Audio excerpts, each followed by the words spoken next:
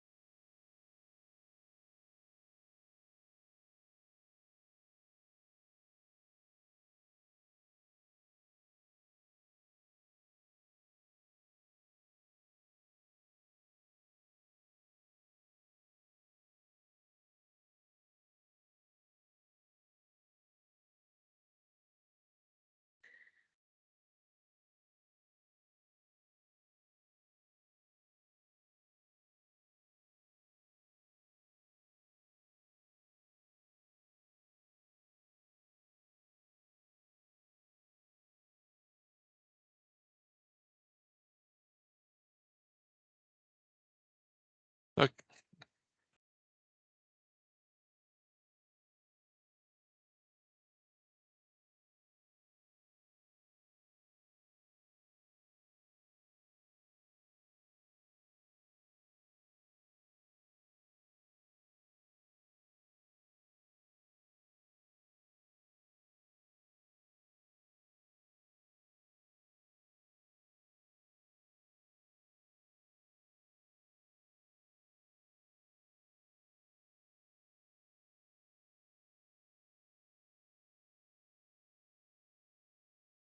Okay, so good morning, everybody, and welcome to today's webinar, ACI Europe's Airport the Knowledge series in partnership with the SESAR 3 joint undertaking.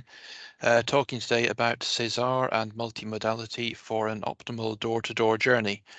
I'm Aidan Flanagan. I'm your moderator today. I'm the head of safety, capacity, ATM, and single European sky here at ACI Europe, where I'm responsible for our work on all those subjects just mentioned through the work of our Technical Operations and Safety Committee, and working in close partnership with the SESAR JU on these areas. Our webinar today is aiming to give you an overview of multimodality initiatives at airports, particularly as they integrate into the whole door-to-door passenger journey, and how total airport management concepts are being used to develop this door-to-door concept and to go beyond just the airfield and the airspace, and bring SESAR approaches and SESAR solutions and projects into the whole door-to-door passenger journey, with multimodality as one of the flagships of the new SESAR 3 program. It's becoming increasingly relevant, and vice versa. Topics, technologies, tools, and projects which have traditionally been focused more on airspace and apron management are getting more and more integrated into the whole passenger journey. So we have several presentations today in that vein, which I hope you will all find very interesting, from several excellent speakers. Before I introduce them, let's go through just the usual practical points. I think we're all well used to them by now, but just as a reminder, you can raise questions through the chat box here in Microsoft Teams. And if we run out of time, which hopefully we won't, but you never know, you can contact the speakers afterwards, as you'll receive their contact details. We have an hour and a half today, question and answer after each presentation, 4 presentations. So after each one, you will have the opportunity to have your questions answered. But please, as I say, pop them into the chat as they come to you during the presentations. Please, everyone, unless you're the speaker, please turn off your camera and microphone at this stage. The speakers will have theirs on during their presentations, but apart from that, please, everybody else, turn off your camera and microphone. We are recording the webinar. The recording will be provided afterwards, along with the speakers' presentations and contact details. Here's the contacts for any questions you may have with regard to technical issues, general coordination of webinars, and feedback for the future. There's the 3 addresses you can use for those points, so please take note in case you will need them. Our speakers today, we have, as I say, 4 presentations. We'll be starting with Elke Bossart from Brussels Airport, who'll be presenting Brussels Airport as a multimodal hub. After that, we'll move to Maria Mavroidi, Head of Master Planning at Athens International Airport, who will present on their work on facilitating the intermodal passenger. Then we will move away from airports and more towards technology companies. Ricardo Herranz, CEO of Nomon, will present their work on passenger-centric planning and management of multimodal transport networks. And then Ismini Strumpu from Sparsity Technologies, who is the project coordinator of the SINAIR project, will be presenting on the process they're developing on defining data exchange rules among transport service providers so as to facilitate the passenger's journey through the multimodal journey chain.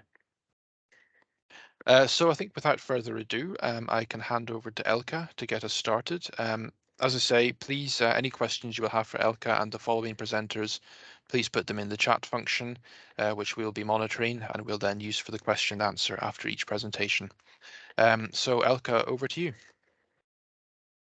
Thank you, Aidan. Good morning, everyone. As Aidan already introduced me, my name is Elke Bossert. I work for Brussels Airport Company as Strategic Accessibility Manager.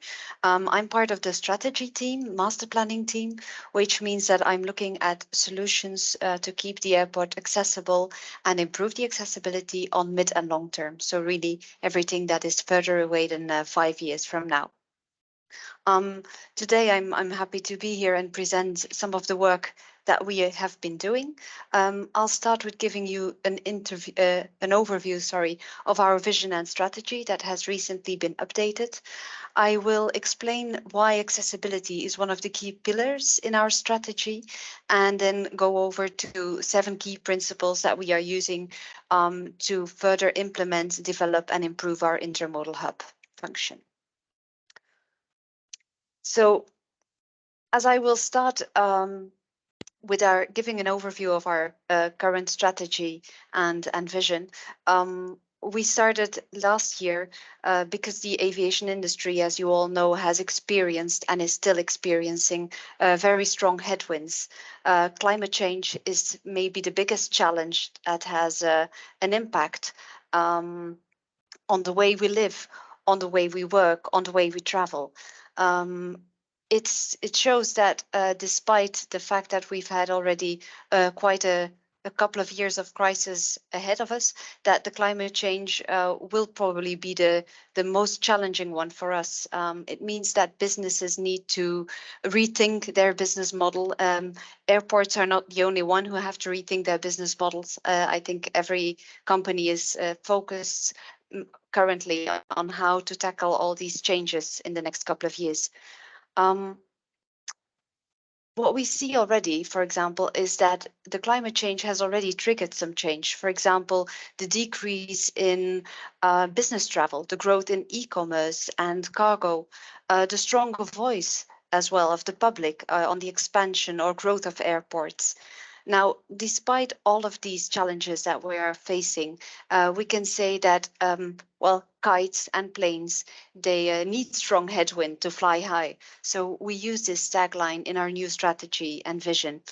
And within that strategy, we focus on 3 main pillars.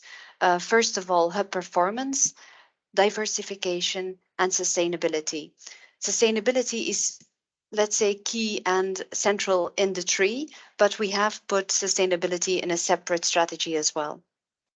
Looking at hub performance, we focus there on improved connections and intermodality.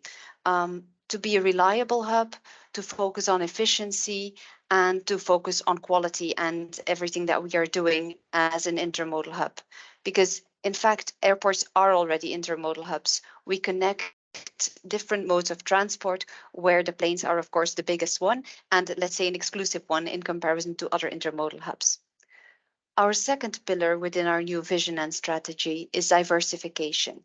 As you can all imagine, and I'm sure that you are all faced with the same challenges, when we were first hit with the COVID crisis, we saw an immense decrease, of course, in our normal activities, flying passengers all around the world.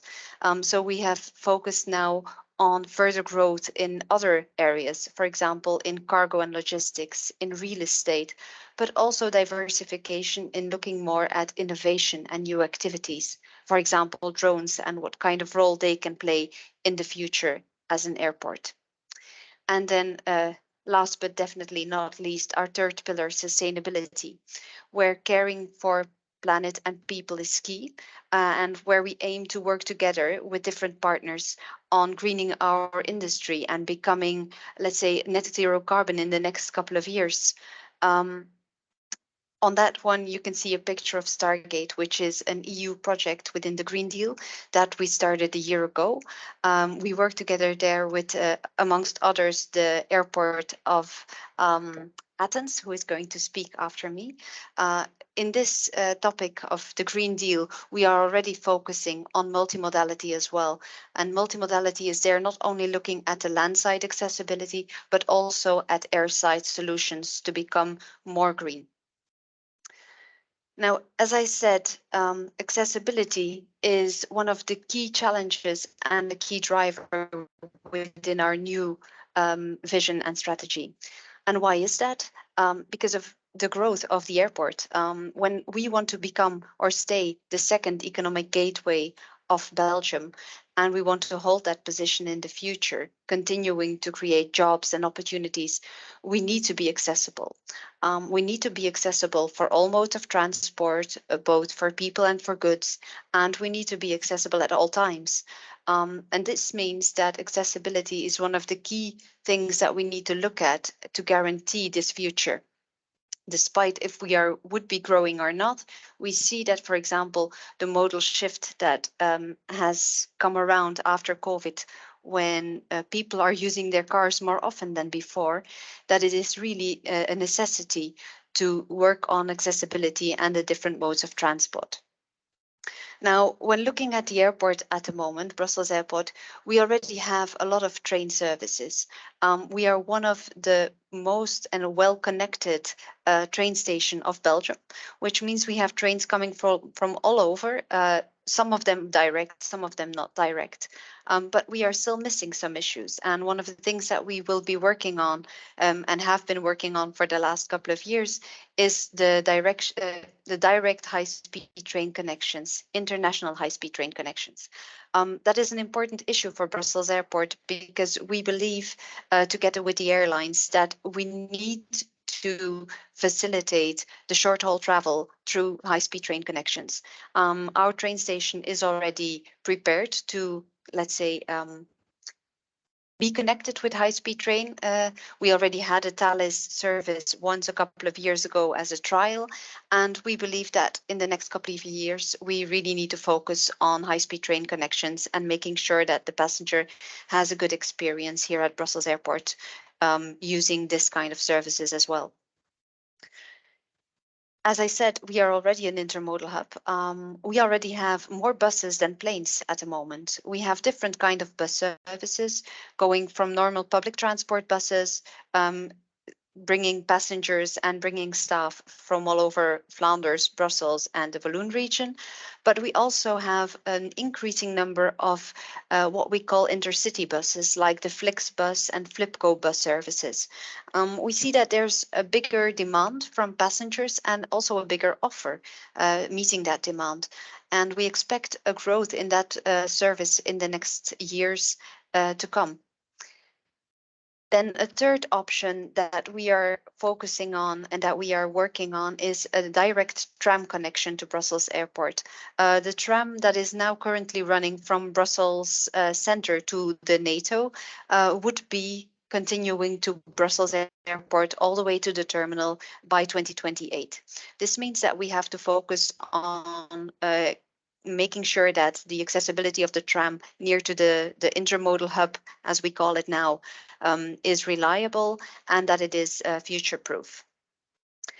We are looking at shuttle services to bring passengers and staff from remote parking areas because, as you can imagine, if people travel with car more and more, it becomes more saturated on the roads, and the capacity of the roads is only limited. So we really have to already start thinking about using more remote parking options for both passengers and staff, and then using shuttle services, be it automated services or different ones, to bring the passengers and the staff to where they need to be. And then maybe something that is less important for airports at the moment, it's cycling conditions.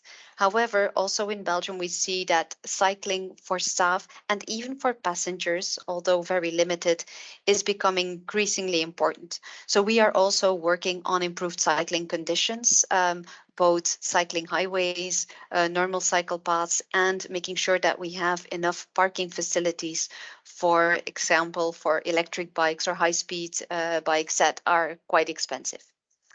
And then, of course, we are still focusing on extra access roads, the usage of e-vehicles, installing different charging poles, etc. And then shared cars, of course, is also an important mode that we see growing in the next couple of years. We have seen an increase in shared cars and not in shared other modes. Let's say shared bikes are not that important at the moment at the airport. Same for the scooters. They are also not used at the airport, although on a rare occasion, we can find the different Lime or other Dot or Donkey Republic scooters as well at the airport. And then one that I haven't mentioned with a name tag under it is the future mode of transport, of course. When we are talking about accessibility and, as I said, working on the mid and long-term options, we are really focusing on all possible modes of transport.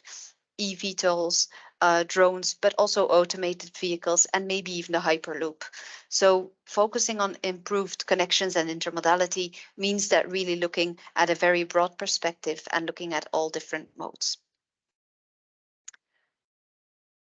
To get that organized, we look at accessibility and mobility from the framework of transit-oriented development. TOD is the framework that is being used for the last decades in mobility and transport planning to plan and implement the larger hubs. So really focusing on the large intermodal hubs. And what we have done now is we have adopted this framework, this TOD, and really look at these different Ds, the 6 Ds, like distance, destination, density, to also manage and plan our own intermodal hub. Because, of course, as I said, we are already an intermodal hub as an airport, and it is important to look at it from a point of from a perspective as an intermodal hub and not specifically as an airport, but really airplanes as one of the modes that we facilitate here at the airport.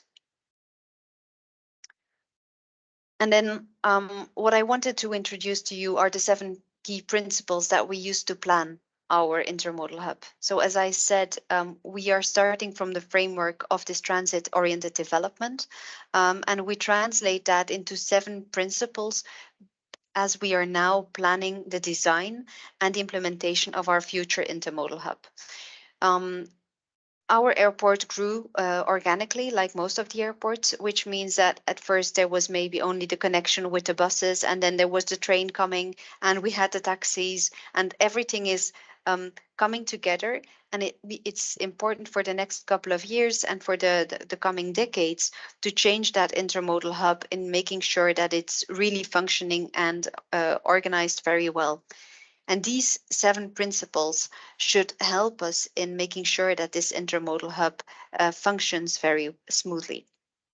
The first one is to guarantee sustainable accessibility.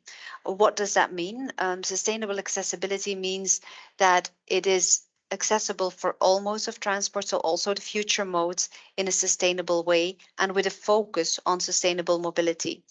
This means that for us as an airport, it is important that when we are talking about the intermodal hub as the heart of the terminal and the heart of the airport, it has to have the sustainable modes of transport first, which means we bring public transport to the heart of the airport, but we push the car a little bit further away.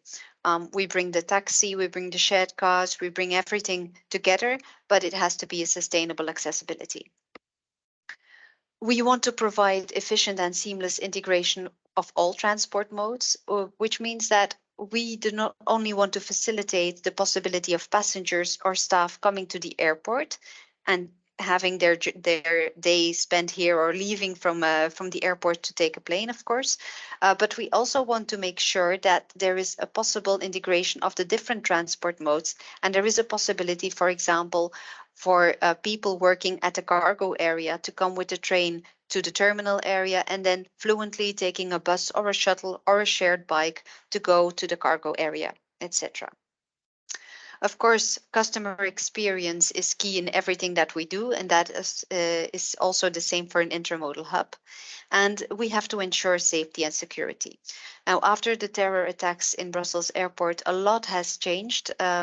Safety and security was always a key priority, but we see that when planning the intermodal hub, we have to make sure that everything is secure and safely organized. Safety in mobility also means a subjective feeling of safety. We do not want to organize, for example, an intermodal hub where in the evening you do not feel safe waiting for the next bus or waiting for the tram to come. So safety is both objective and subjective safety. I think it is important when talking about intermodal hubs as an airport to talk about creating a sense of place, which means amongst others, that there has to be an intuitive wayfinding system. When you arrive at the airport and you arrive at the intermodal hub, you have to see where you need to go. You have to see where the terminal is. You have to see where the check-in is. But you also, in the other way around, when you arrive, you want to see where public transport stops is, where the Flixbus is to go to your next destination, etc. Um, as I mentioned in my previous slide, the future modes of transport, we think when creating and designing an intermodal hub, this flexibility in infrastructure is really important. We do not want to create an intermodal hub that is not flexible in the sense that when in a couple of years' times we would like to have automated shuttles here, or we would like to have more drones or eVTOLs, and we do not have the space for it. Or in the other way around, when we now think, okay, for the next couple of years, we need to build more parking spaces because more people are coming with the cars. But in 10 years' time, maybe we need less parking spaces. We want to have the flexibility in our infrastructure to use that same space that we created for other modes of transport or other functions. And then, of course, the last one, we need to create transport options for all. It needs to be an inclusive system, accessible, sustainable for all modes of transport and for all people. And of course, also for goods. As I said, cargo is an important area as well. And we have the logistics that we need to foster as well. Maybe not in the intermodal hub, but at least very close by to it.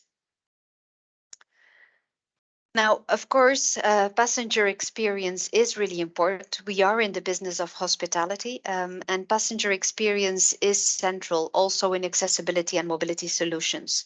We want to make sure that the passengers are informed on time, that staff is informed on time, where possible that we provide personalized information. For example, we are looking in the possibility of how to push personalized information when planning your trip to the airport.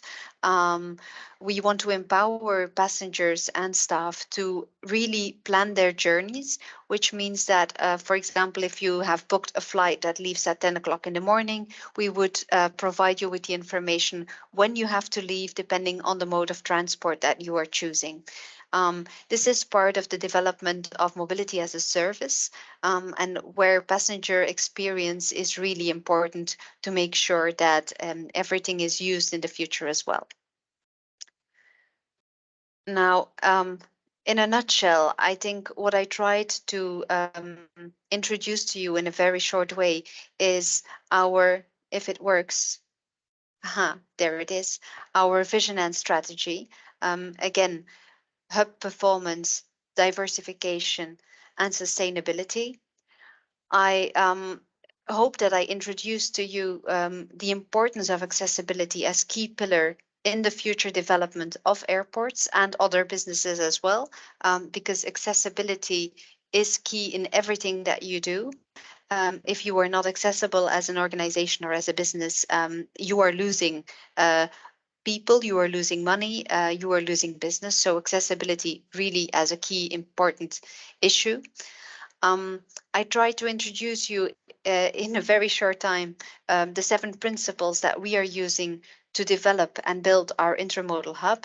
And finally, I hope that you are triggered with the idea of mobility as a service, where we are working on, I think, with different partners in the next years and have been doing in the past year as well at Brussels Airport, to make sure that the passengers find the airport a nice place to travel, not only for flying, but maybe also just for visiting. And that's my story for today. So I would like to thank you for your attention. And if you have any questions, I'll be happy to answer them. Yes, thank you very much, Elke. It's an excellent presentation. And indeed, anyone, if you have any questions for Elke, please pop them in the chat and we'll relay them to Elke. Before I go into some questions of my own, I think, could everyone please check your cameras are turned off? I think, Velisarios, I think your camera might be on by mistake on your phone, if you want to check that. So if you have questions for Elke, please let me know. While we're waiting, you mentioned urban air mobility, eVTOLs, and the future. Is Brussels planning to develop a vertiport infrastructure for this then as part of the hub? Yeah, we are definitely looking into that. I think every airport has to look into it at least. As we say, it is the future. And as you say as well, Aiden, we need to make sure that we have the space. And in master planning, this is important, of course, to see what kind of connections we would need and how we as an airport can facilitate that. Um, I think we need to discuss further with the different partners at the airport as well what our role would be. But we are definitely already investing in the use of drones and eVTOLs. So a Indeed. vertiport might be the future, yes. Excellent. So a new way for me to get from the office to the airport when I need to travel. Well, maybe. Yeah. Yeah, we're nearly on the top of our building, so we might stick one up on here as well. Mhm. um, you I mentioned see, actually, sorry, I no, go see ahead. a question here in the chat. I don't know, Aiden, if you were Ah, going to yes, read excellent. them out loud or if I can Yes, just go through exactly. them. Yeah, Okay. this is indeed a good question I was considering as well. So yeah, Andrew Cook asking if you could say a bit more on the current barriers to bringing Thales services to Brussels Airport, because indeed the infrastructure seems to be in place. So is there something else maybe which needs to be overcome first? Yes, I think it's the political will and the implementation by the train providers. So Brussels Airport and the airlines have been asking the government and the train providers already many times to come up with an implementation plan because we really believe that we need it. We think it is the future and it is key to cancel short-haul flights. Um, However, at the moment, it seems that the business case is difficult to make for the train providers. It's a bit of, I guess, offer and demand.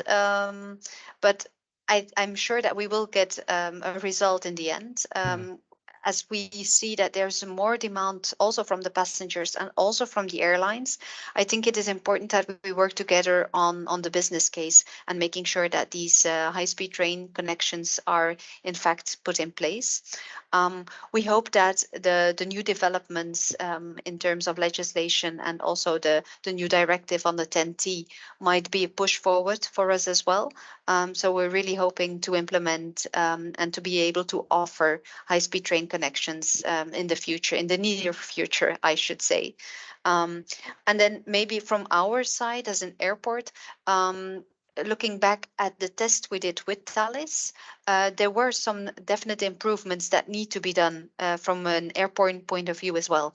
For example, the luggage service, the baggage service, it has to be flawless. It has to be for the passenger a really good experience so that they check in their luggage, for example, on the Thalys and then arrive at the airport. They don't have to pick it up again, but it's automatically transferred and the other way around. So these are things, let's say, practical physical changes that we need to do in the airport as well. Yeah, for sure. It's interesting you mentioned because obviously it already exists to a point. Thales already do this with KLM up to Schiphol, so there's already the basis there. But what I wanted me to say, I've done this a few times from Brussels. I've taken a Thalys up to Schiphol. It's got a KLM code on it. I haven't been able to check in my luggage with them, whereas if I do it with Air France and the TGV, I can. So there's already a difference there. But in this case, it's only one airline. So if I wanted to go up to Schiphol and take Aer Lingus over to Cork, for instance, I can't. Mhm. So is this a particular challenge in getting multiple airlines? And is this maybe where the added value could be? Yeah, I think it could be the added value to have the multiple airlines offering that. But again, also there, it's I think offer and demand. The airlines are not looking at it as long as it's not existing in the airport. So and Mm, the train providers are not coming because there are no airlines canceling their short haul flights. But I think once we get it in place, I think everything will follow easily. I mean, mm. if we see it already in Germany, the different offers of Deutsche Bahn and the ICE trains, it's only increasing in importance. So I think this is the way that we should be evolving everywhere in Europe. Indeed. So it's a bit of a chicken and egg in that sense. So Exactly. which one do you want to be? Very Well, good. Do we have any other questions for Elke at this stage? Um, if not, in the interest of time, I think maybe we'll pass on to Maria now. So Elke, thank you very much, great. and look Thank you. forward to the future of Brussels Airport. Maria, over to you now in Athens.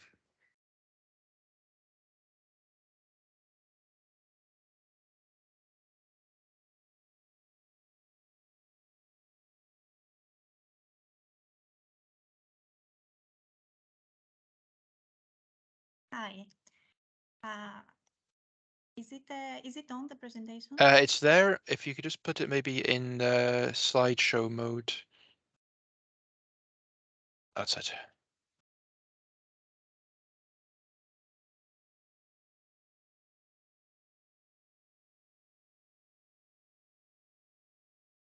Okay, so thank you for the invitation. I'm really glad I am part of this interesting discussion. I will also try to contribute by sharing the insights from Athens Airport on how we deal with the intermodality service. A few things about the Yeah. airport first.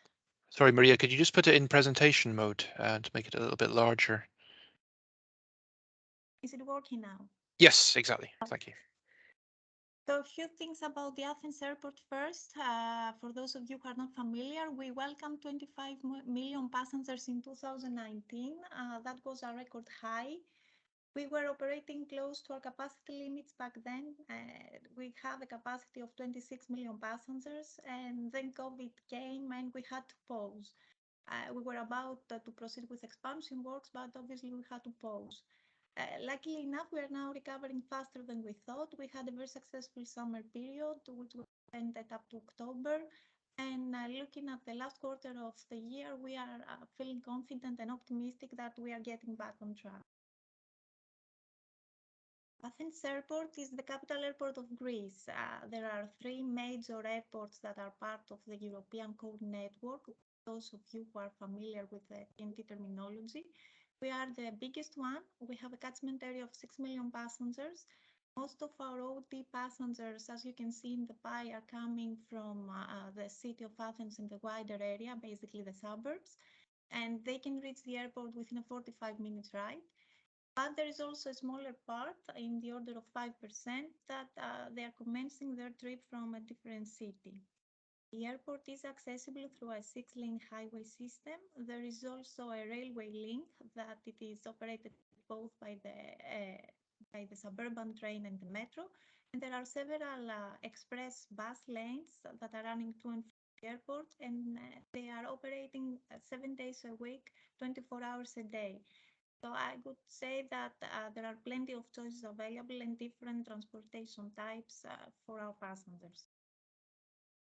At the same time, obviously, the airport of Athens is linked with all the smaller airports, the regional airports of Greece, providing a valuable connection to smaller and isolated places remotely, basically connecting the country by air.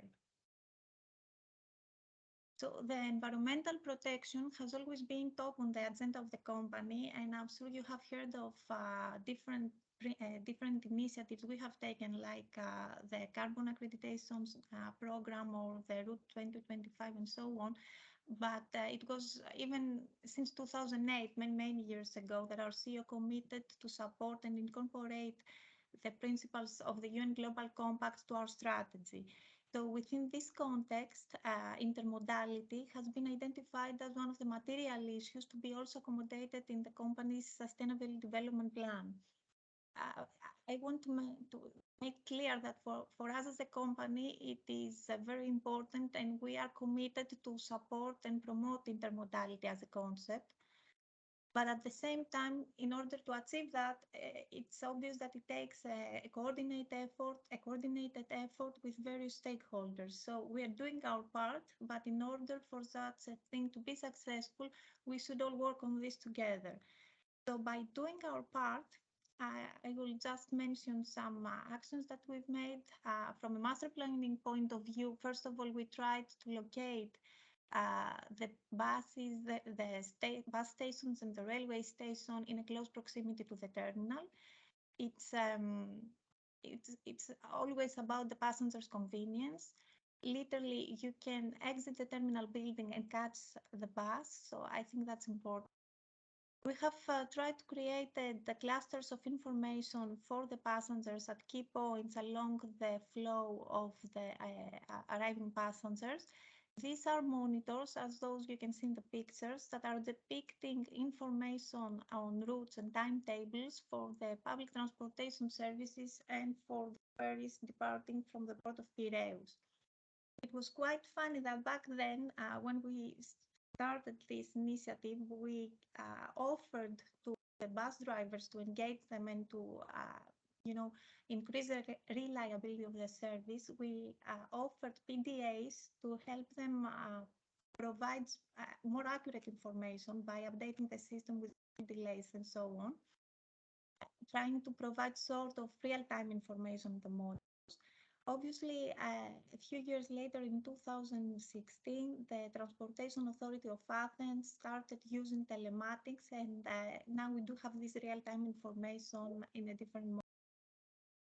Along with these monitors, there are stands where the passengers can find a take for free the airport access map.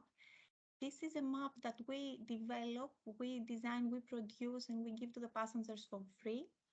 For the time being, it's in a paper format, but we are considering of making it in digital, have it in, making passengers downloading using a QR code. It's a double-sided map. There is all the bus routes, the public transportation services on the one side, and all the major routes connecting the airport to some of the important destinations around Athens on the other side. And we are basically using 1,400 copies on an annual basis. Last but not least, I want to refer our website. Obviously, there is a section about transportation and accessibility. What it is worth mentioning is that we've created, using the Google Maps functionalities, a list of predefined destinations, like the intercity bus stop or the port of Piraeus and so on. So the user can actually get some information on this route, like the journey time, the length of the journey, traffic conditions at that specific time of the day, even before he reaches the airport. So he can pre-plan how to continue his trip after he arrives at the airport. All in all, this is reflected to the passengers' choices. So this chart reflects how the modal share has been unfolded since 2017. These data are coming from the surveys that we are running at the airport on a permanent basis. I would like to draw your attention in 2 points.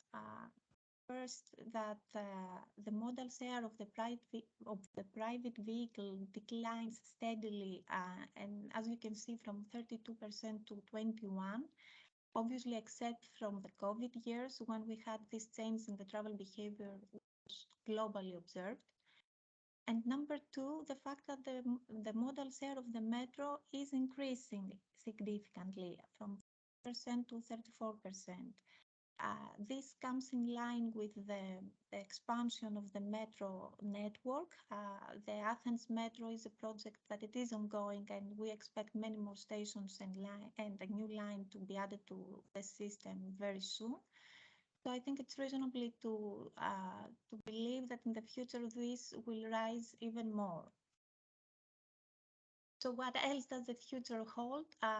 Looking into the crystal ball, we can see some new mobility trends emerging, and we should keep an eye on this, as also my colleague from Brussels mentioned. These are basically driven by the EV adaptation, and I believe that these are accelerated because of the environmental crisis, the energy crisis, and so on. Basically, it's after the COVID era that we see that people have a new attitude of not being willing to own a car.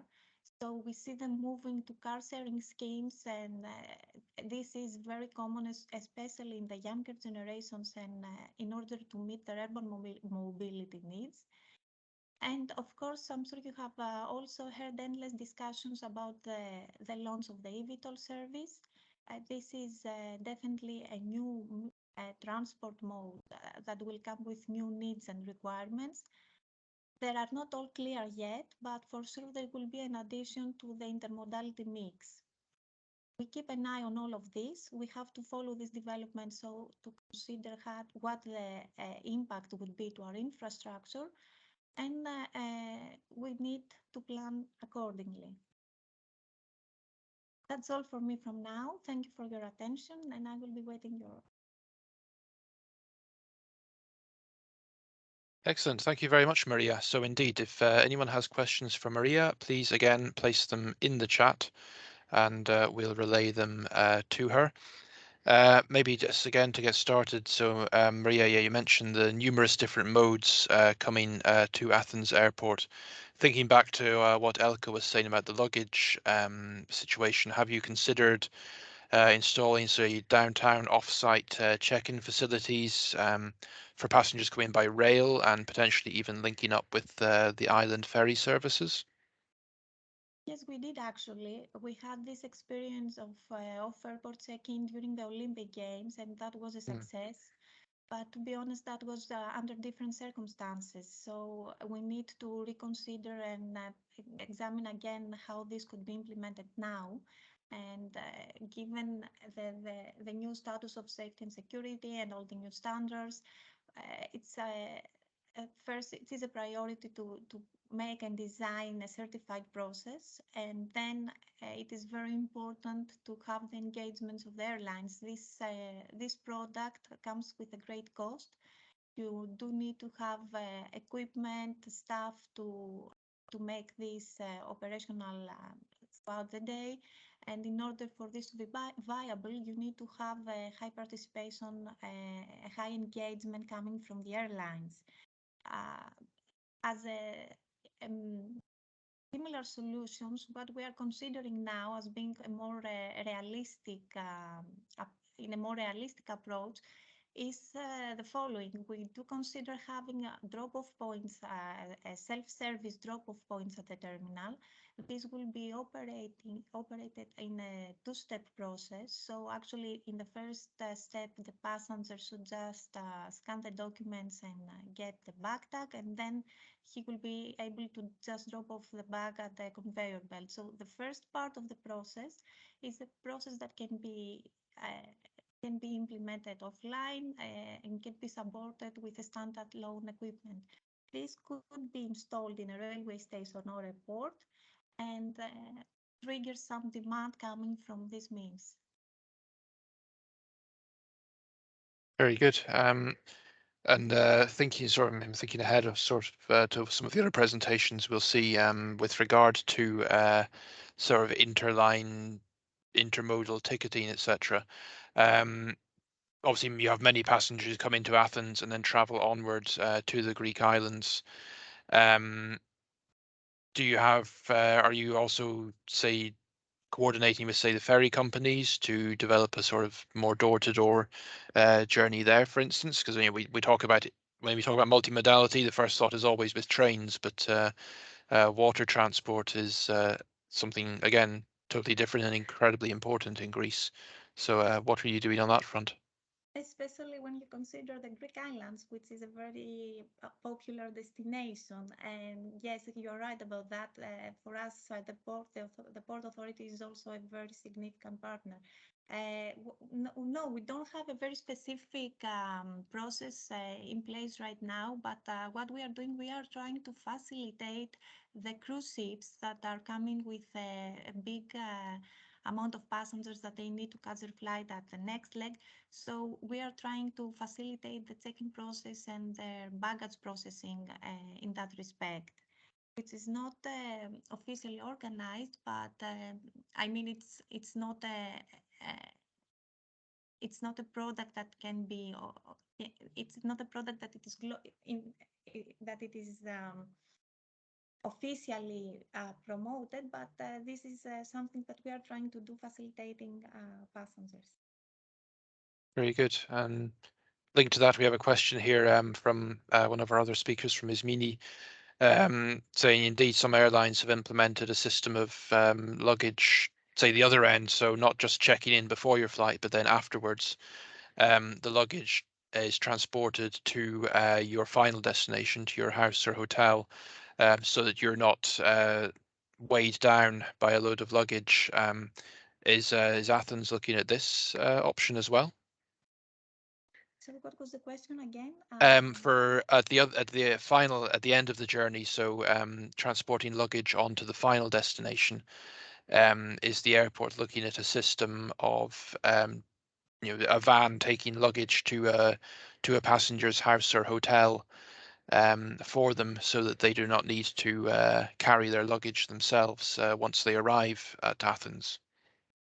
There is a porter service which is operating, but this is a commercial product and it's not under the responsibility of the airport. Okay. Would you consider, say, becoming more active in that field? Because I think it could be a very useful addition, maybe, to the system. Absolutely. Everything that it helps passengers' convenience and could be combined with, enhancing the use of public transport, because that Exactly. would have some synergies. I believe that it is among the things that we are looking at. Indeed. Yeah, that's what I was thinking, because this tends to be the barrier. What keeps people using their cars is being able to put all their luggage in the boot rather than have to take it onto a train or a bus or whatever. So that could be, say, the kick that it would be needed, for instance. Very good.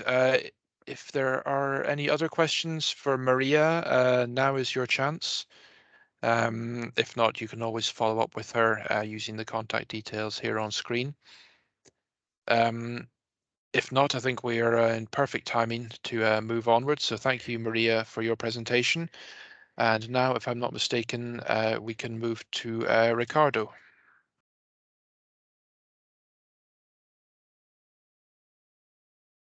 Hello. Okay, now I'm here. There we are. Thank you, Ricardo. Okay, so hi everyone. Let me share the screen.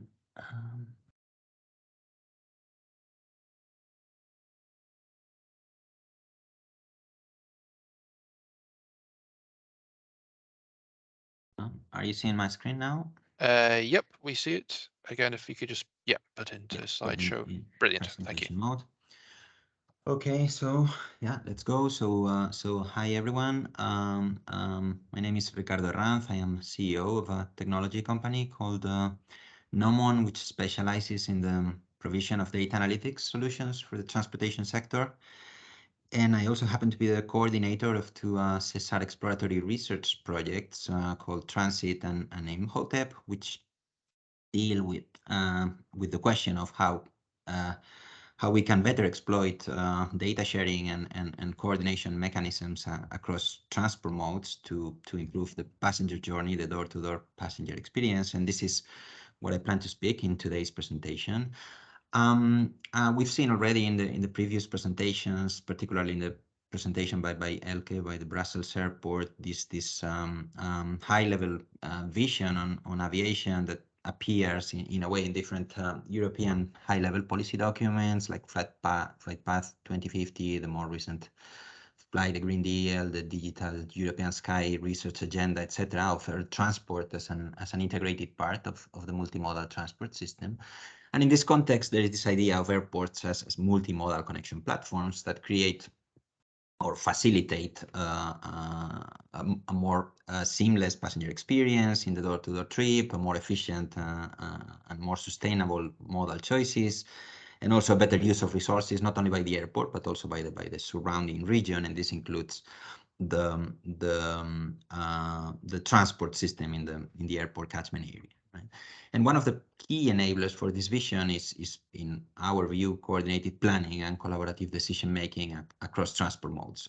Intermodality is about infrastructure, of course, but it's not only about infrastructure. It's also about information sharing and common situational awareness across transport modes. And we believe that this common situational awareness on passenger flows is particularly relevant in this context if we want to advance towards a more passenger-centric view of the multimodal transport system.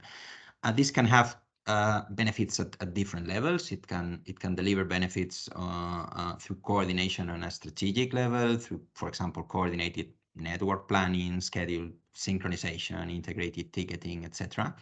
And this can also be applied at tactical level, meaning real-time collaborative decision-making, for example, for dynamic management of resources, disruption management, etc. I included two quotes here from the Digital European Sky research and innovation agenda that somehow reflect these two ideas. The first, more related to this coordinated planning idea, says that data from various sources aligned with powerful analytics will allow the creation of database services supporting journey optimization. The second quote deals more with this idea of including other transport modes in airport collaborative decision making, and says the ACDM concept will be extended to encompass stakeholder information requirements relating to the multimodal journey. And in a way, these are the two questions we've been addressing in these two SESAR projects, Transit and Imhotep, which have looked at how to support this vision through a better understanding and prediction of passenger flows. Transit has addressed the development of a framework and a set of tools for characterizing, modeling, and predicting multimodal travel behavior, predicting passenger behavior, and then using these models to assess the potential benefits of different intermodal solutions, while Imhotep is more focused on the idea of developing a concept of operations and a set of tools to enable this inclusion of ground transport stakeholders in the airport collaborative decision-making processes. And then it has conducted a number of validation exercises at two test airports, Palma de Mallorca in Spain and London City Airport, with the idea of evaluating the benefits of this concept for different stakeholders and ultimately for the passengers. So what I will try to do in the rest of the remaining part of this presentation is to give you a flavor of the results of both projects. I will start with Transit. This slide here summarizes pretty well, I think, the overall idea of the project. First, we are starting by collecting, we have started by collecting different types of, let's say, innovative or new big data sources about passenger behavior. The most important data source for the project is probably anonymized data from personal mobile devices, in particular data coming from mobile network operators that we use to reconstruct the door-to-door passenger journeys. We blend this data with other data sources like ticketing data, data on the transport network, transport service schedules, etc., to reconstruct passenger flow in a highly granular, highly detailed manner through a number of mobility analytics approaches and algorithms. So this is, so to say, a description of the current passenger flows. In a second step, we have used this description to build and calibrate a set of agent-based models of long-distance travel behavior. And finally, we use these models to forecast the impact of different intermodal concepts, to compare the KPIs that we can measure with these data sources in the current situation, in the baseline situation, or in our business as usual scenario, so to say, and compare them with the benefits delivered by different intermodal solutions, and try to, in a way, inform a future cost-benefit assessment of different solutions. So the main results of the project are essentially, first, this multimodal performance framework, a set of KPIs to assess the impact of different concepts on the door-to-door passenger journey.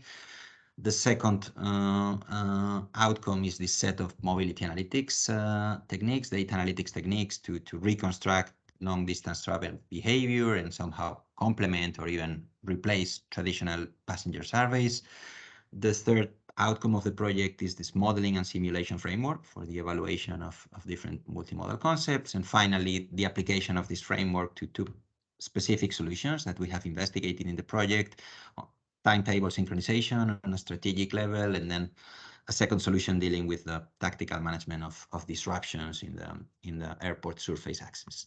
So just to give you a quick flavor on what each of these outcomes provides, basically the performance framework, what it does is adapting a number of indicators available from different transport frameworks, typically focused on a single transportation mode, and let's say evolving this to render it capable of dealing with door-to-door trips. We have different types of indicators there. The simplest ones are what we can call additive indicators, which simply result from adding the value of a KPI in different journey legs, and total travel time is a classical example.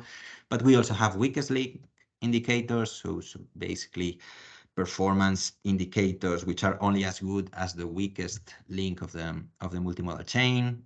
Capacity is a good example here. And finally, we have what we call door-to-door indicators, which are more complex than the previous ones and can only be analyzed by considering the whole trip chain because of the correlations or the interrelationship between different journey legs. For example, travel time reliability or travel time variance is a good example here, because you can absorb part of the delay in one leg through the buffer time allocated to the next journey leg, right? So what we've done in this multimodal performance framework is trying to consolidate a set of indicators that provide a comprehensive view of the quality, the efficiency, and the sustainability of the door-to-door trip. Then we have blended, analyzed, and process different types of data sources to try to measure these indicators. The basic principle behind this passively collected data sources, for example, mobile network data, is illustrated in this figure. Essentially, we have a set of spatiotemporal registers on the trajectory of the passengers. The good thing about personal mobile devices is that we carry them with us for the whole journey, right? So we can really measure the door-to-door trip, the different legs that compose the trip, and the different modal choices performed by the passenger along this trip.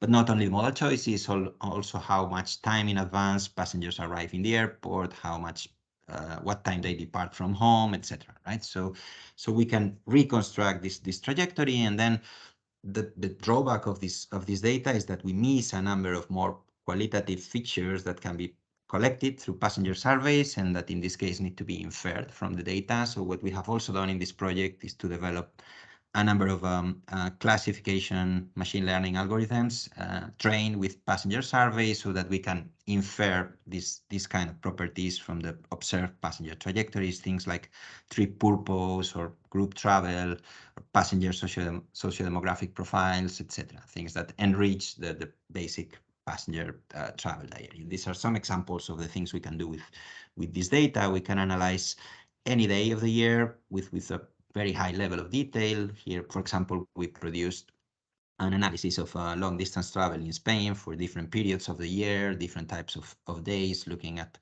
modal share, etc. Right? So we can look not only at the people using air transport to cover this long distance relationship, but also what kind of people, what profiles of people are using alternative transport modes like high-speed rail or road transport, etc. Right? In a second step, we used all this information to calibrate, to build and calibrate an agent-based modeling framework of long-distance travel. Agent-based means that we are simulating passenger behavior at the individual level, at the level of each individual passenger, and this is composed by two submodels. One more focused on long distance travel decisions called JTAP, which is looking at mobility over a whole year, let's say, or at least a period of several months, looking at how passengers choose their destinations and how they choose the main long distance transport mode. And then this is coupled to a more detailed agent-based simulation of the airport catchment area to simulate in detail mode and route choices for airport access, an egress, time of arrival at the airport, etc., which is a second type of model that has been developed using a framework, an agent-based simulation framework called MATSIM. And finally, we have applied this modeling toolset to analyze different intermodal concepts. I will just give you a snapshot of some results. The first intermodal solution we analyzed was timetable synchronization. The idea here is to better synchronize the schedules of trains and flights to make the access by high-speed rail more appealing to passengers and replace some feeder flights, something that we have discussed in the previous presentations too.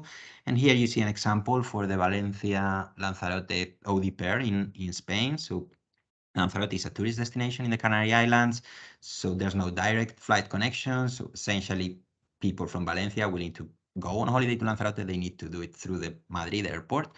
So the idea of this case study was to look at the current situation, measure this multimodal KPIs for the baseline situation, look then at what would happen if we connect the high-speed rail to the Madrid-Barajas airport, which is something that has been under discussion in Spain for a number of years and is now high in the agenda, in the political agenda again.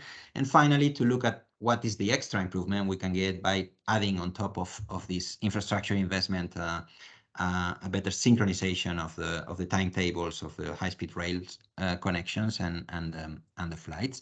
Of course, this is a very naive approach because we are only looking at one origin destination pair and not at the full network, and there are network dependencies, and this is a sort of simplistic analysis in a way, but it shows or it gives a hint of the untapped potential for improving things like total travel time or for reducing greenhouse gas emissions associated in this case to the feeder flights connecting Valencia to Madrid for passengers willing to catch a long distance flight later.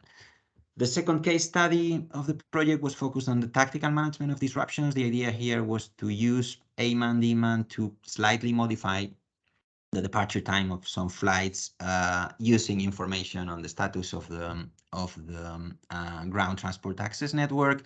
What you see here in this slide is a case study for the Charles de Gaulle airport in Paris. We were simulating a shutdown of the main commuter rail line connecting the city with the airport. And basically what we observed in this example is that small adjustments in some flight departure times without significantly or substantially affecting airport operations can lead to a significant improvement, for example, in KPIs like the number of passengers arriving late at the gate. So this is again something that would benefit from this kind of real-time information sharing between passengers, between ground transport services and the airport. So, and this is exactly what we have investigated in more in depth in the second project in Imhotep. Again, you have here a high level scheme of the project concept.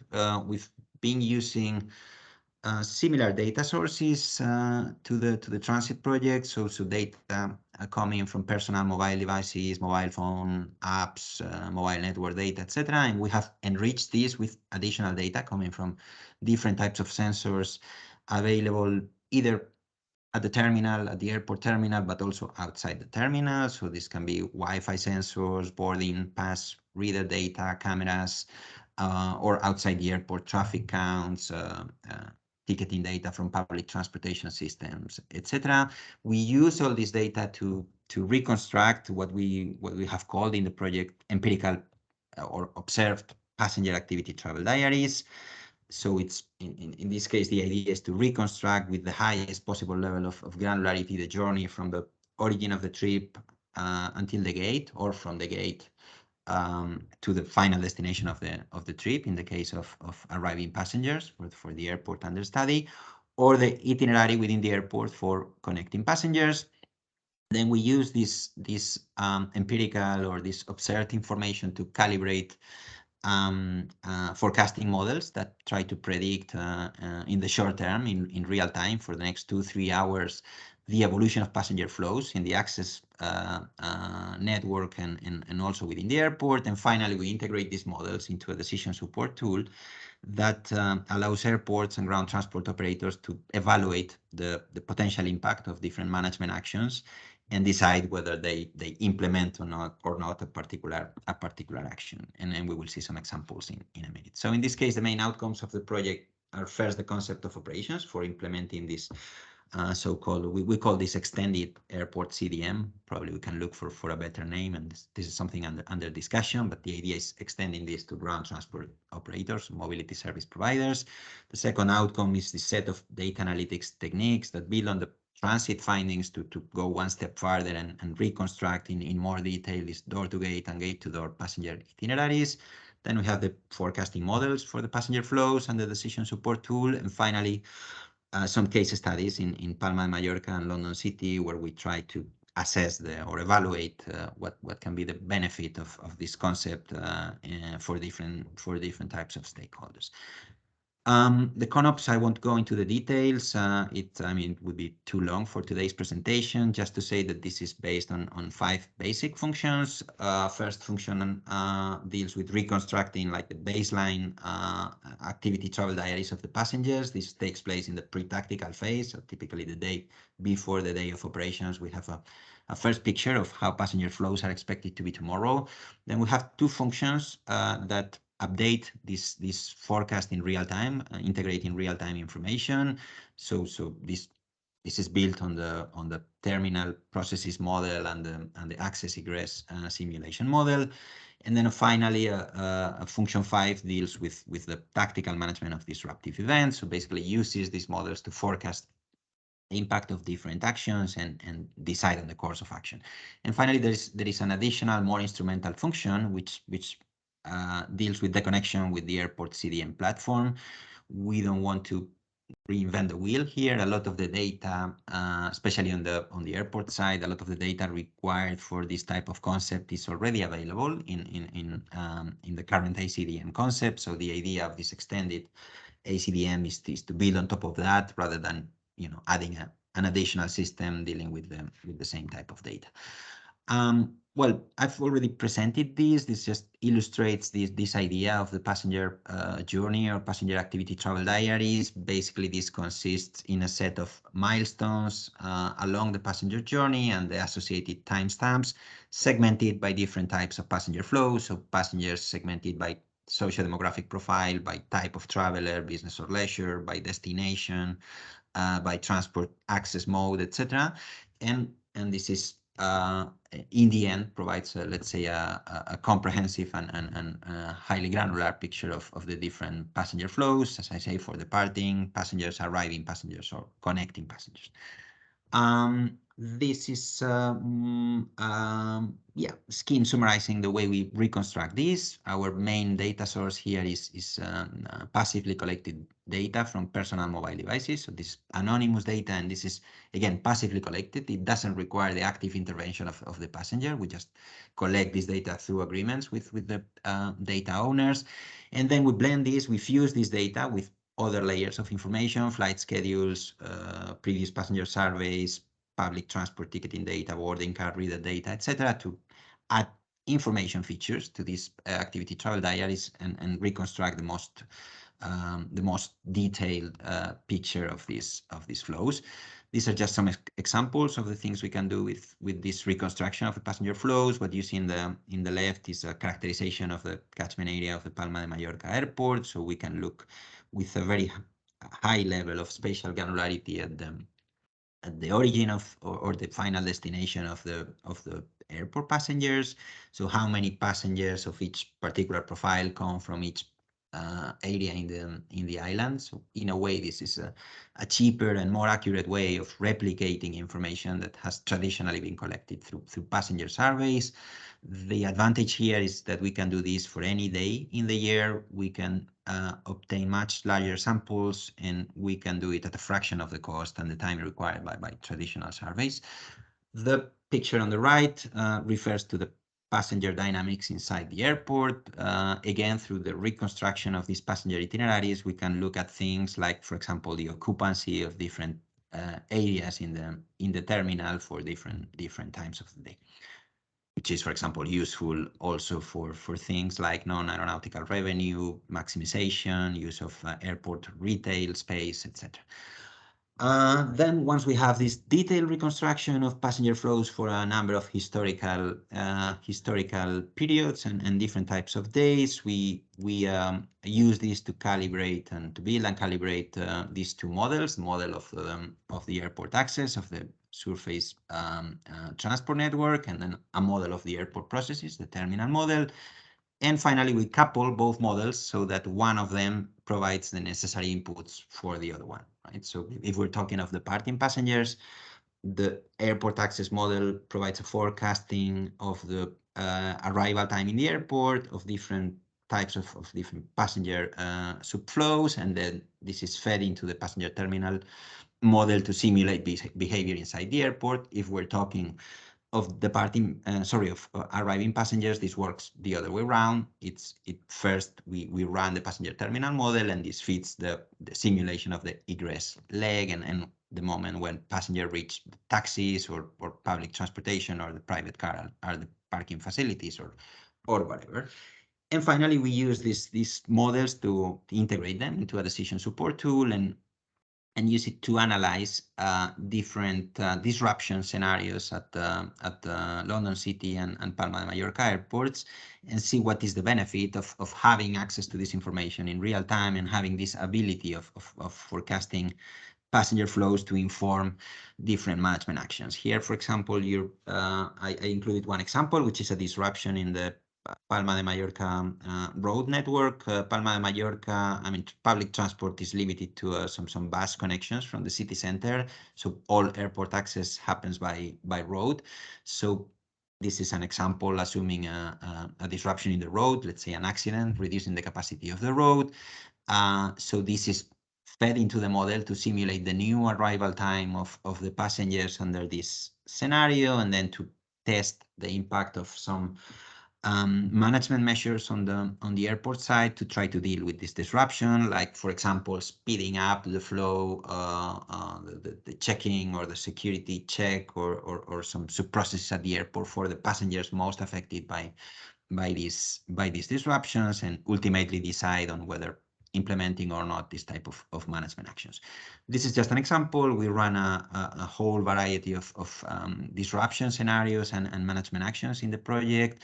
We also looked, for example, at heavy delays on the air side, and how to adapt the public transportation supply to these new schedules or these delayed passengers. I didn't mention this before, but in addition to the Palma de Mallorca and London City airports, we also had let's say, the ground transport or the public transportation operators counterparts, so the municipal transport company for Palma de Mallorca and Transport for London in the case of London City.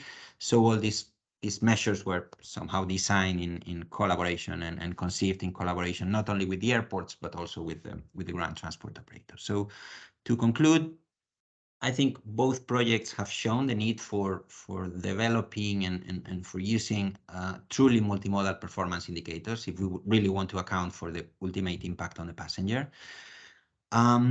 We think we have exciting opportunities for exploiting new data sources, exploiting and sharing information based on new big data sources for better understanding passenger preferences and behavior and informing the development of better predictive models of passenger flows.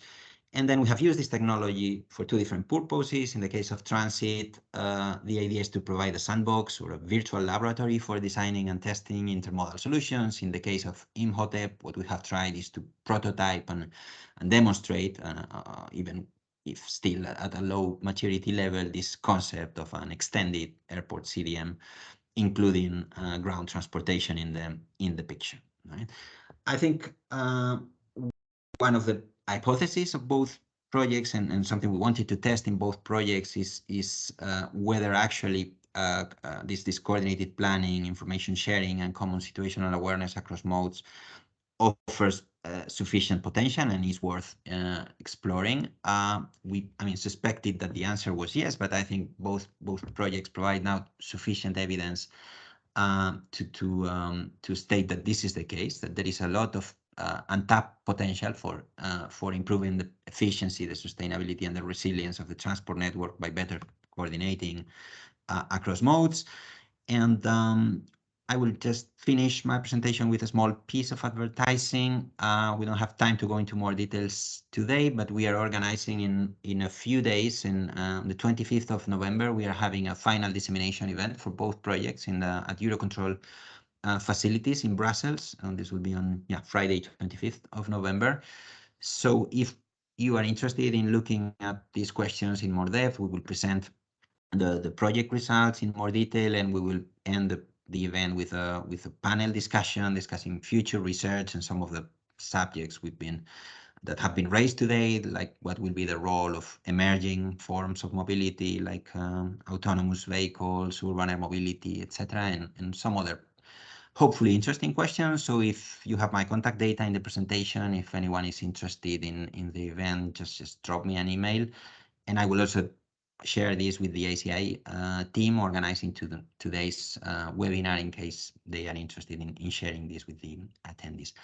That's all from my side, and happy to take any questions you may have. Very good. Thank you, Ricardo. Yes, that's a couple of questions. If we could just be quick so as to try and keep on time for the next presentation. First question from Elka about the airports used as case studies in the projects. Have they already implemented any changes based on the outcomes? And if not, how would you advise them or others to build on the results which you presented? I would say there's been, some outcomes of these projects have been already implemented, or I would say some partial outcomes. For example, the possibility of replacing or augmenting passenger surveys through big data sources is something that, based on the results of both projects, has been now implemented for clients like AENA. We've done this for the Madrid airport.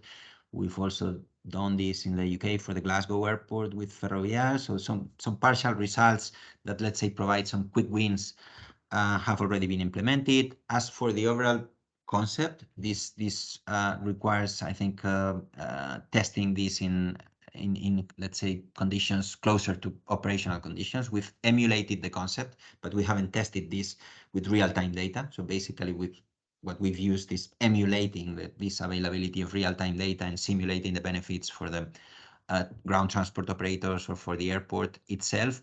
And there is now hopefully an upcoming SESAR projects where we will plan to do this with AENA and let's say take this to the next level and actually testing this in this case in the Barcelona airport. But for the timing, it's only some partial results that have been uptaken. the whole concept is not, I would say, not fully mature, but we plan to do this in the next couple of years. Yeah. Excellent, thank you. And then one question from Ruan Dylan McLaughlin. What type of beacons are required in the terminal to identify mobile devices? Yeah, in the case study I presented in Palma, we didn't use beacons. We used the geolocation information collected by the apps themselves, which can be supported by Wi-Fi sensors or by GPS or different types of geolocation technology. So we retrieve this data directly from mobile apps aggregators. But this can also be done with, for example, the Wi-Fi points at the airport. There's plenty of technology solutions now in the market implemented by many airports that use these beacons to estimate the position of these devices. So normally the owner of this data is the airport itself. So it can exploit it for the purpose of reconstructed passenger itineraries within the airport, or having some passenger counts at different points along the passenger chain. So this can be Wi-Fi sensors, could be also Bluetooth beacons. There are different types of technologies that enable this sort of indoor geolocation. Excellent, thank you. Okay, well, thank you very much, Ricardo. And I think I'll try to come along to the event at Eurocontrol on the 25th, which looks very interesting. We'll now move to our final speaker, Ismini from SIN-Air project, who will present the work being done there. Ismini, over to you. Thank you, Aidan. Let me share my screen.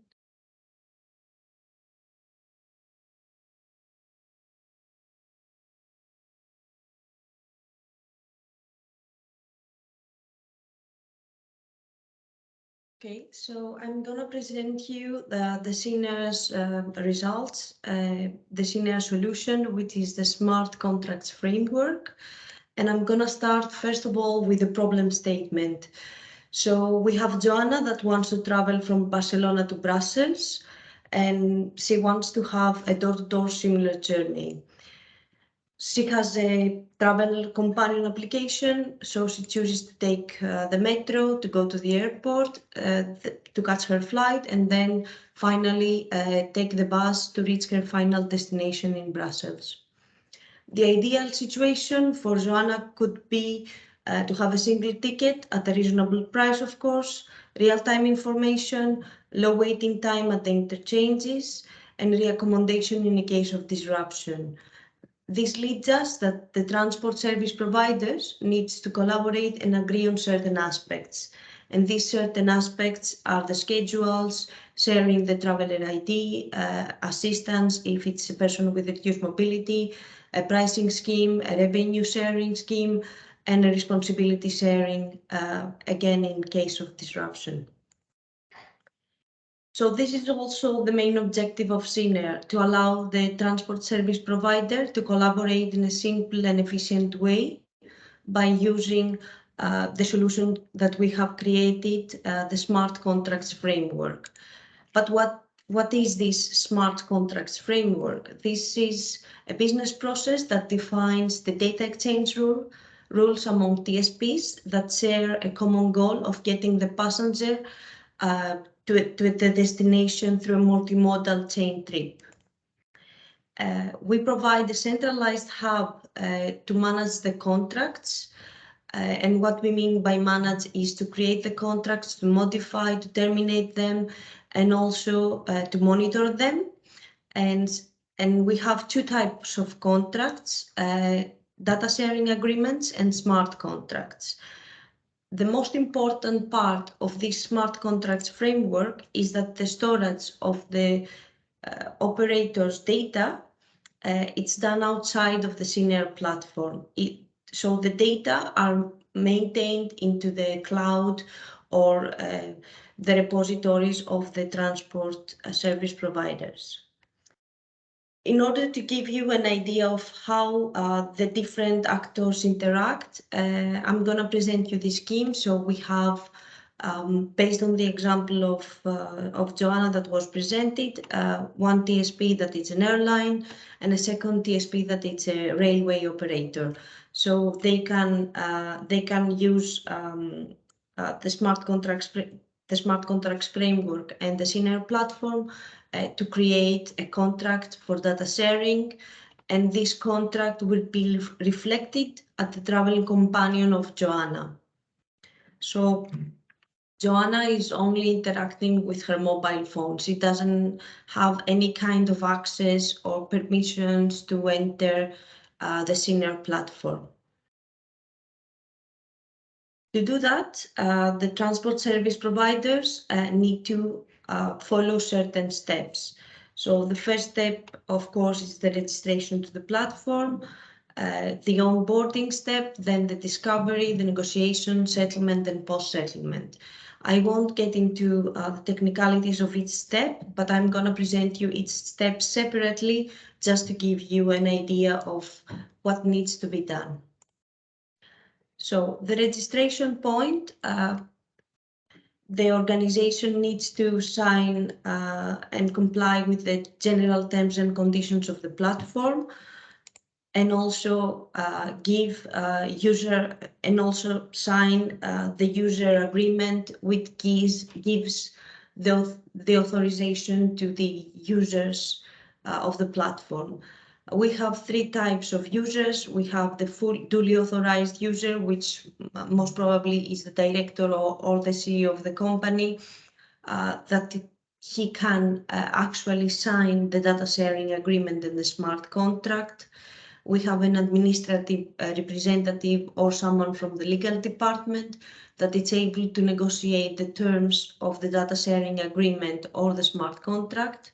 And finally, we have a technical representative, because we need to be aware of the data that are generated by the company, and also the different specifications of the data that needs to be shared. So the outcome of this step, as you understand, is to accept the accepted terms and conditions, and also the assignment of the authorized users for the platform. The onboarding step is done by a technical person, a data scientist, or a representative from the transport service operator. And the reason of the onboarding is to recognize the services provided by the certain transport service provider, and also to create the catalog of the organization. And what we mean by a catalog is a catalog of data types, attributes that are generated by this organization. So once this data catalog is created, we update the SESAR's catalog of catalog to use it at the next step, which is to discover and match make the data in order to identify collaborations. So what we have done in SESAR at the moment is that we have designed a model that comprises of different data flow diagrams. A data flow diagram is this trip chain, for example, metro, airplane, bus, that represent a multimodal trip chain. You can see all the stakeholders that participate in these multimodal chains, and also we have identified the data sets generated per stakeholder per trip chain, and also the data that are required to be exchanged in order to facilitate a certain objective. And what we mean by objective, we have already analyzed these data flow diagrams, and we show that different pairs of stakeholders, by exchanging data sets, they can achieve certain objectives. And these objectives are also the objectives of their data sharing agreements and smart contracts. As you can see, these objectives can be the synchronization of tables, Ricardo showed us that it's really important to have a coordinated transport, the optimization of resources, single ticketing.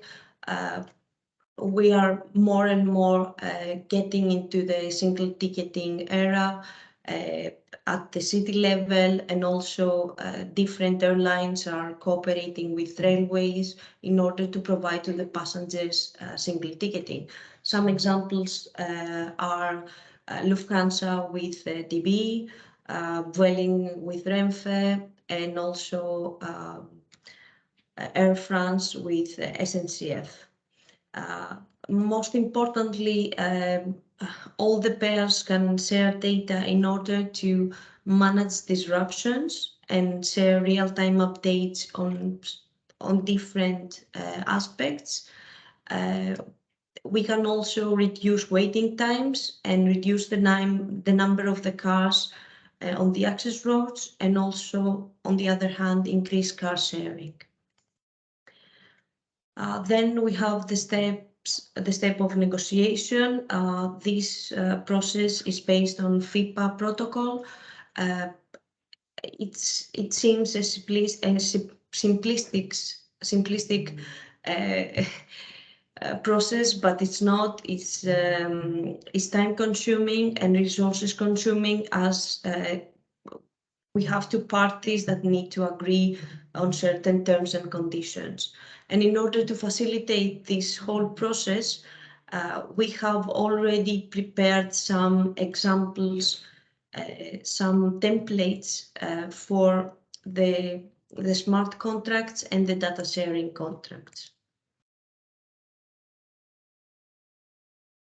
What do we mean by data sharing contract? By data sharing contract, we mean any contract that defines the data set that the data provider makes available to the data consumer. Usually, to have an equal agreement, we need to have two different data sharing agreements. That in the first case, we will have the first transport service provider, transport service operator as the data service provider, and the other as the data consumer. And at the second one, the second service provider as the second transport service operator as data provider, and the first one as the data consumer. The smart contract. The smart contract has two different parts. It has a legal part and a software part. Is the innovative part of the whole concept. The legal part mentions the legal consequences linked to the respect of the actions that need to be conducted for data sharing, and are determined by the data manipulator and the actions calculator. In order for you to understand a little bit better the smart contracts, I have here an example.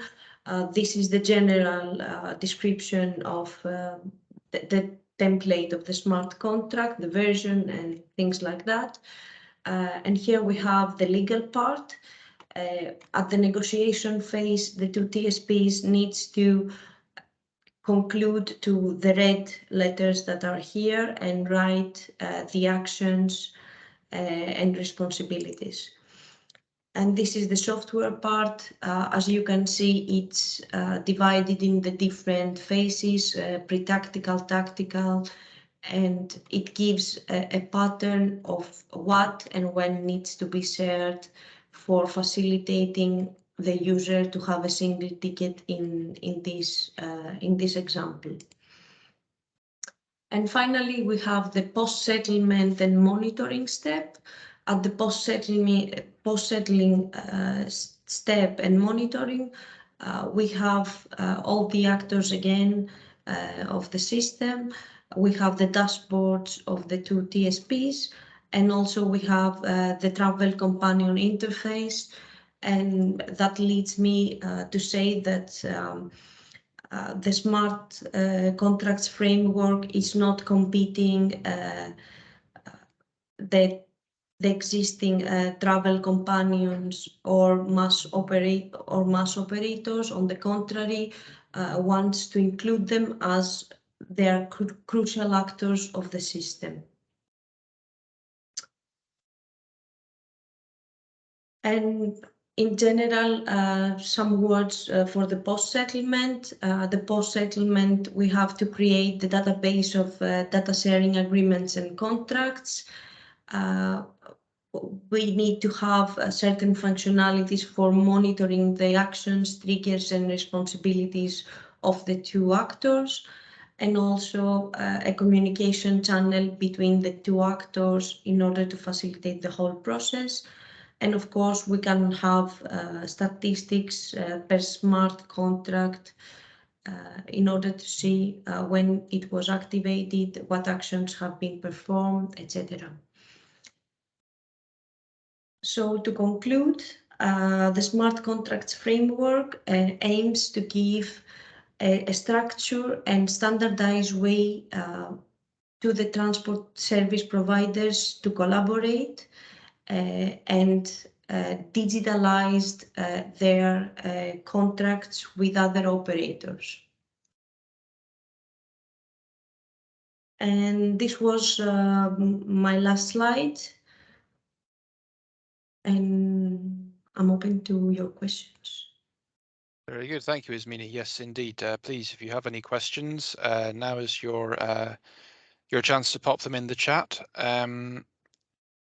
Maybe just to, again, to get started on some questions. What were the possibilities for personalization of the passenger journey coming from this? Because it seems there's a lot of scope here to really tailor everything to the passenger's needs and to really help them along the way and make it an individual experience. So what do you see in that front?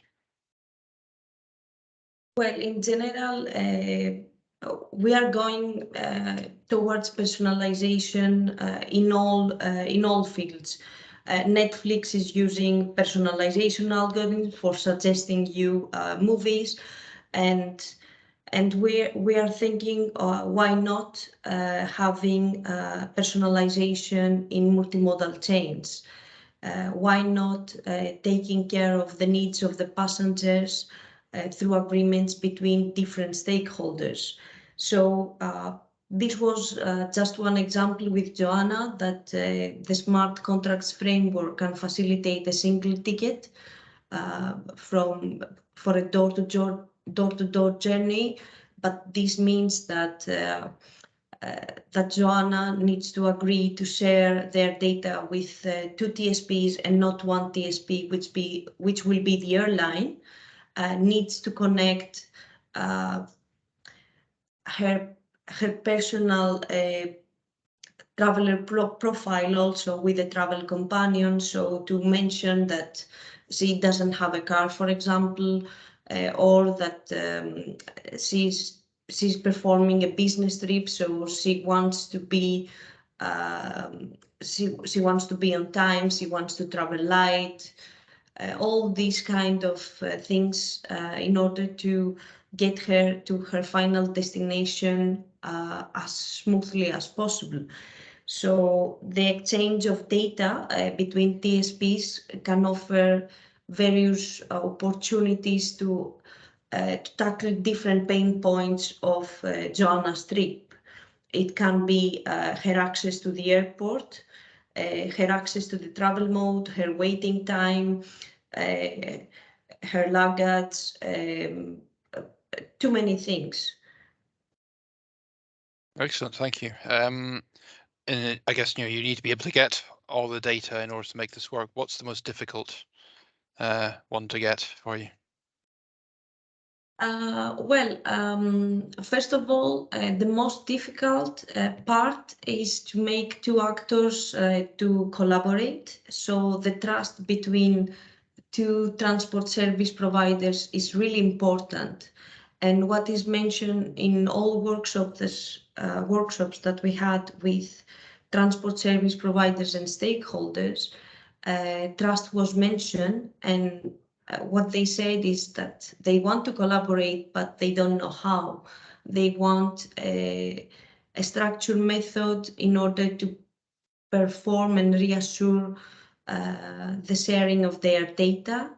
And also, the other important thing was that they are not willing to share their data in another transport cloud. They don't want to share their data and their data to leave their premises.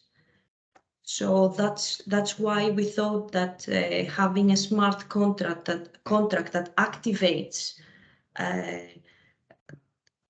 the time that they need to share a certain data set, it's quite important for them. Excellent. Very good. Thank you, Ismini. I think we've gone quite a bit over time, so I think we'll have to stop there for the questions. But if anyone else has any questions for Ismini, please feel free to contact her or ourselves, and we'll relay the question onwards. So yeah, it just leaves it to me to thank all our speakers and all our participants today for joining. It's been an excellent overview of the many challenges and opportunities in developing a multimodal door-to-door transport system for passengers, and how the technologies and concepts being developed through SESAR can help in that regard. It's not just about airspace and the airport surface, but really getting into the whole passenger journey. So thank you to all for attending. Thank you to all our speakers, and thank you to those of us who've stuck on for an extra 10 minutes to see the whole thing.